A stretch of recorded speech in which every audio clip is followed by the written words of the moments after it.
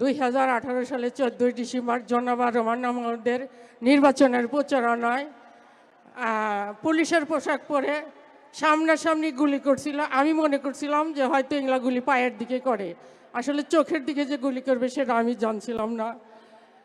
আমি যখন গুলি করে আমি মাটিতে লুটিয়ে পড়ি। আমাকে ওখানে নেওয়ার মতন পরিস্থিতি ছিল না, 3 ঘন্টা আমাকে অবরোধ করে রাখে। তারপর ওখান থেকে যখন আমাকে নর্থ বেঙ্গলে নিয়ে যায়, নর্থ বেঙ্গলের ডাক্তাররা আমাকে ঢাকায় রেফার করে। আমার মা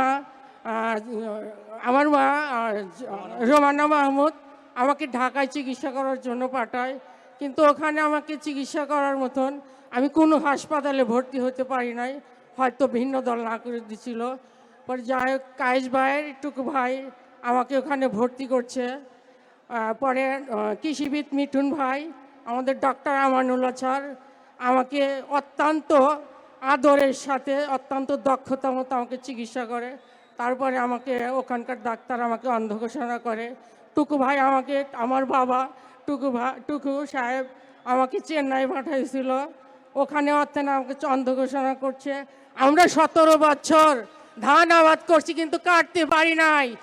আমরা সামনে 12 তারিখে প্রত্যেকটা ভোট ধান কেটে ঘরে নিয়ে আসব।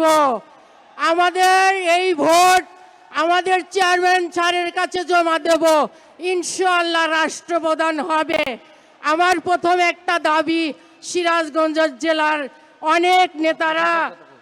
অনেক নেতারা বেকার আছে, রাষ্ট্রপ্রধান হয়ে এখানে আগে কাজ ধরবে, শিল্প এখানকার কাজ আগে ধরবে। বাচ্চু ভাই, শামীম ভাই, সিরাজগঞ্জ জেলার নেতারা 17 বছর যেভাবে নেতাদের বুকে আগলিয়ে রাখছে, আমাদের আগলিয়ে রাখছে, এজন্য সিরাজগঞ্জ মহিলা দলের পক্ষ থেকে জানাই ধন্যবাদ। আমার টুকু ভাইকে ধানের শীষে ভোট দিবেন, শুধু টুকু ভাইকে না, সারা বাংলাদেশে 300 আসনকে টুকু ধানের শীষে ভোট দিয়ে সব প্রার্থীকে বিজয় ঘোষণা করবেন। আমি আল্লাহর কাছে বলি, হে আল্লাহ আমার 5 মিনিটের জন্য চোখের আলো ফেরত দাও। আমার চেয়ারম্যান স্যারকে দেখবো, ডক্টর জোবাইদুর রহমানকে দেখবো।